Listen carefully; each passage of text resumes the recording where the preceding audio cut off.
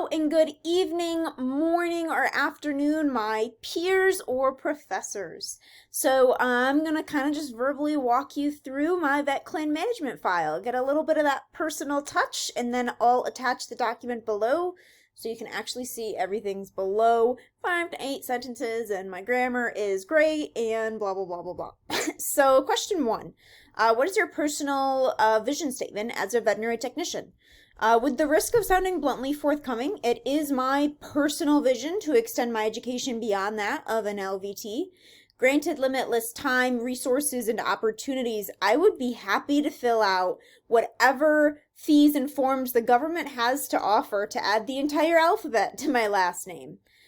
With this in mind, I would like to think that as an LVT entering the field, the most benefit that I have to take from experiences and offer to potential employers will source from my prioritization of the medicine. All right. I very much have the intention and hopefully the skills to execute paid practice from strictly an educational point of view.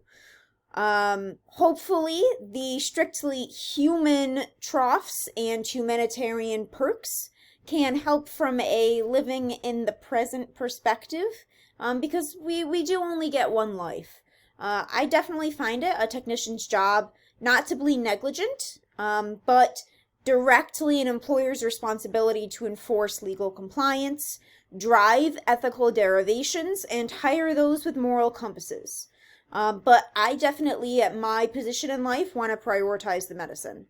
I hope to be a practicing LVT actively expressing all of these to the benefit of my patients, my peers, and myself. However, because I am eager to impress, I'm only 22 and I'm new to the professional field, I have to admit that a specific goal that I would like to attain is to be that catheter girl. Okay, so moving on, next question. Talk to me about your prospects after graduation. With the generous help of some staff here at Delhi, I am planned to have a summer learning position at the Cornell Center for Animal Research and Education, or CARE.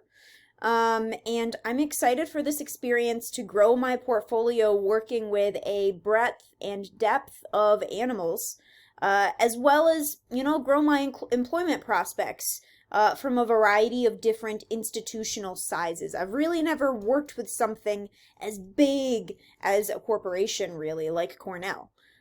Further, I have to admit at being highly susceptible, I suppose, to certifications, of which the research industry is filled. So I'm really excited to spread more light on what Delhi's RATS introductory class really kind of just lit a candle under. Now I am interested in pursuing a bachelor's degree here at Delhi. It seems timely, it seems warranted, and it seems to suit my own pursuits in an environment that has proven academically enriching and personally fulfilling, I have to admit. So with a little bit of that background, I hope it's clear why for my internship, I would like to pursue work professionally at a large animal facility. An area of interest that I really consider to be my weakest point, and I think education is purposed to grow those before I ask to get paid for it, really.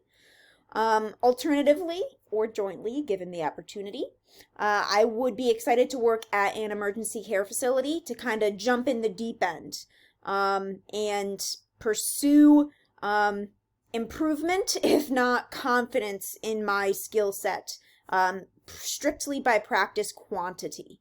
Let's keep it moving. Where do I see myself in 5 years? A brief synopsis of my 5-year plan is to finish my Technician's Associate's Degree program, which is what I've been working for the past 2 years and would really like to finish on a strong note. As I've recently passed my VTNE, the next goal is to enable reference as a veterinary technologist in pursuit of my bachelor's degree. To put it simply, I'm really not ready to be done with learning yet. I have too many unanswered questions that I haven't even thought of. And simply knowing that they're there it's motive enough. It's for this reason that I am optimistically hopeful for my BS to just be a stepping stone into veterinary school. And subsequently, I will be preparing an application of intention this summer in conjunction with the research field experience and a few summer classes to really kind of boost some of my spikes. This mentality that I've just worked too hard to loosen the reins now will hopefully render me in a DVM or a VMD residency application process exactly 5 years from now. In utopian worlds, it will also render me in a personal position ready to, continue my life with somebody else, possibly consider a family, but strictly the minute that I start complaining about my back when I bike and not a second more. All right, so the fourth initiative or prompt here asked us what's relevant at a place of work, kind of what my priorities are, if you will. And when considering this, I have to admit that salary is probably my primary concern. While I certainly try to not let money run my life, I think I'd be ignorant to pretend that it's not a factor, that it doesn't create pathways, limit opportunities, or contribute to a household. I would be straightforward in saying that I look for a job that recognizes my education accordingly above minimum wage, but I can't be naive to that degree, especially as someone just entering the field. More important to me a little bit is the provision of a platform for growth, with semi-regular raises or advancement opportunities, and the professional environment to pursue them without burnout. I have to admit it's a great fear of mine simply from a statistics point of view. I do think advocacy for oneself is primarily one's own responsibility.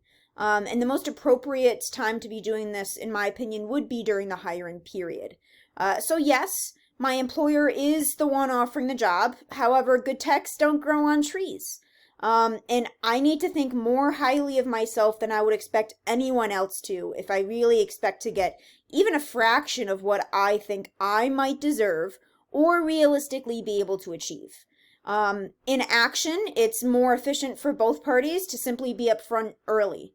I plan to answer and ask questions during an interview, though admittedly sparingly in consideration of the circumstances for something like my internship. So our fifth prompt is, what advice would you give to a student entering the program? Talk to me about your favorite memories and anything you might have changed looking back on the experience. Now, I love this question. As an orientation leader and as a peer mentor, I've been asked it many a time. I've asked myself this question, and as I'm exiting the AS program, I try to consider the lights that I myself may have shed on it. To new students, I would definitely say consider what you want to take from the program when you're determining your own time commitments. Are you here to learn, or are you here to pass? In recognition of this, I would tell them not to underestimate the mentality that really is required of a full-time student. I would tell them to be upfront about the monsters that you may face to make friends, to not be afraid of the cafeteria, to not be afraid to complain, to reach out, or to access your TAs, peer mentors, peers, or even your own parents. Because when you need them, it's for your benefit, and they want to be there for your benefit. Finally, I would stress the importance of drawing lines to really make the most of your college experience. When you're older, the one thing you're going to want to be is younger. And you can't turn back the clock. So here I am recalling, memorizing what came from a centrifugal v simple float, or being elbow, shoulder deep in a cow's rectum and only pretending to feel the uterus. But I definitely have to say that my favorite memory must be a little bit more recent, actually, and it's intubating my first ever live animal. Having that animal be a cat, and then having that cat get atropine on my bradycardia detection with only about 5 minutes of induction gas. So if it was a big win for me. But yes, everybody has things that they're hypercritical of. And if I could change anything looking back, I might have been a little bit more upfront to my mentors and professors about really the reality of my nerves for clinical skills. how they manifested the extent to which they did physically, and how it really compounded my nerves, that leave me, quite anxious to pursue further education and ultimately debt in the field. I think knowledge is my greatest enemy and my greatest ally. And who knows, maybe by the time you're seeing this, I will have acted on it. So finally, our last little extra credit thing is talking about somebody who really supported me through the program, and kind of how I want to mimic them to do the same for someone else. So when I think of my best advocate, my shoulder to lean on, or my first victory call, what comes to mind is my sister, the most dedicated, selfishly selfless person that I know. As a full-time student, as a businesswoman, and as a wife trying to start a family, she poses as an obvious aspiration. But our relationship is not one of critique towards one another. Rather, it's one of communication to the point of insight. I recall her telling me once how she would be fine failing her final because everything was spelled wrong.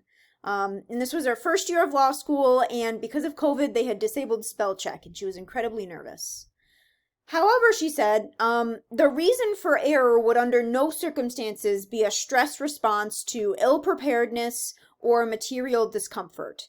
She speaks with little patience of peers that couldn't quite find the drive to show up ultimately for themselves throughout the semester. Now, perhaps I can't quite put it into the best words, but her faith and her passion reassures me that as time flies by, as my bookshelves expand and classes build, the necessity to maintain the strain that I have on my ropes until certain stars can align is sure and straight. Accordingly, as many of our most critical loved ones are on us, we like to be that way on them. It's instinct.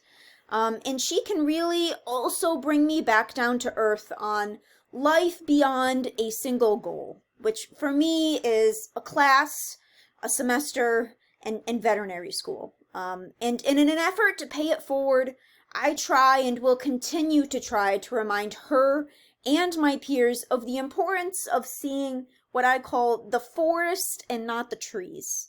That education is a marathon and not a race. And that sometimes you really do just need a face to work with, a hand to push you to that edge, or a mouth to remind you that the project you're really working on is you, and it needs to be maintained. So I thank Megan for that, and I thank Professor Vitalik for making me put it into words, and kind of archive this here. So maybe I'll look back in a couple of years, hopefully with success, hopefully with a smile, and have good things to say about this video here. I appreciate your time, everybody, and I hope you have a happy summer, a happy career, and I hope to see some of you in the fall semester. Thanks, and bye-bye.